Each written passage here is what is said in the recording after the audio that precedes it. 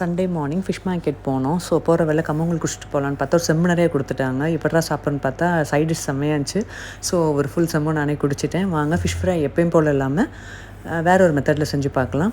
அதுக்கு இஞ்சி பூண்டு, தென் பச்சை மிளகா, காரத்துக்கு ஏற்ற மாதிரி பச்சை மிளகா, கொஞ்சமாக கொத்தமல்லி போட்டு அரைச்சி நல்லா ஃபைன் பேஸ்ட் ஆக்கிக்கணும்.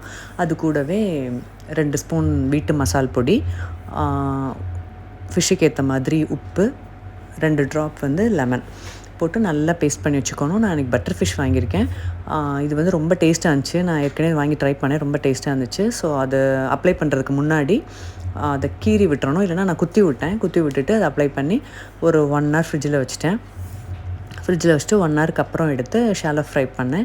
இன்றைக்கி பர்த்டே செலிப்ரேட் பண்ணுற எல்லாருக்கும் happy birthday. Wedding anniversary celebrate பண்ணுற எல்லாருக்கும் ஹாப்பி வெட்டிங் ஆனிவர்சரி. கினித் குட்டி, உனக்கு என்னோடய ஸ்பெஷல் பர்த்டே விஷஸ். எப்பயும் போல் இல்லாமல் ஃபிஷ் ஃப்ரை இந்த மாதிரி செஞ்சு பாருங்கள், ரொம்ப டேஸ்டியாக இருக்கும்.